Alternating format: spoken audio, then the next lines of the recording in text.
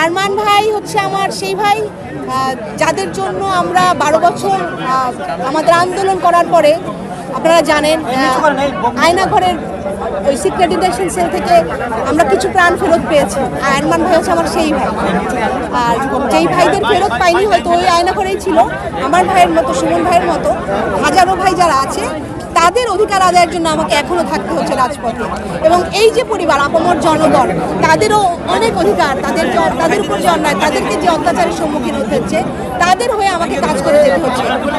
আমি আমার অনেক দোয়া আরমান ভাইয়ের জন্য, এবং কারণ আপনি জানেন তিনি গুম হয়ে যাওয়া আমার ভাইদের একজন, যিনি ফেরত এসছেন, যার হাতে বা গায়ে হয়তো সেই গন্ধ পাই যেটা আমি সুমন ভাইকে ফেরত পাইনি, আরমান ভাই পাই, আমি সেটা পাই যেটা আমি আমার ভাইয়ের মধ্যে।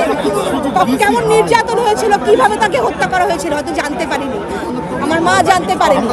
তো সেই হাজারো ভাই যারা এখনো জানেন না, তাদেরকে নিয়ে আমাদের এই যাত্রা, সকলকে নিয়ে আমাদের এই যাত্রা একটা মানবিক বাংলাদেশের জন্য, যেখানে আমরা গণতান্ত্রিক উপায়ে আমাদের দেশনেত্রী বেগম খালেদা জিয়ার যে স্বপ্ন, যার জন্যে তিনি এখনও আসলে আমাদের কাছে আশা করে আছেন, আকাঙ্ক্ষা করে আছেন। আপনি জানেন তিনি 6 বার তার চিকিৎসার অবস্থা মনে হচ্ছে তিনি মৃত্যুমুখ থেকে ফেরত এসছেন।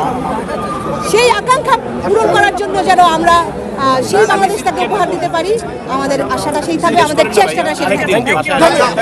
আমি ঢাকা 14বাসীর জন্য তাদের যে চাওয়া, তাদের যে আকাঙ্ক্ষা, তারা যেই বিড়ম্বনার সম্মুখীন হচ্ছে, প্রতিকূলতার সম্মুখীন হচ্ছে, সেই প্রতিকূলতাগুলাই জানছি এবং সেগুলাই আমার ম্যানিফেস্টোতে রাখছি। কারণ সেই আকাঙ্ক্ষা যদি বাস্তবায়ন করতে না পারি, প্রকৃত অর্থে আসলে তাদের জন্য কিছু করা হবে না। আমরা অনেক কথা বলতে পারি, কিন্তু আসলে প্রতিফলন করতে হবে সামাজিকভাবে যারা বাসিন্দা আছেন, যারা এখানে অধিবাসী বসবাস করেন, তাদের আকাঙ্ক্ষা প্রতিফলন করা।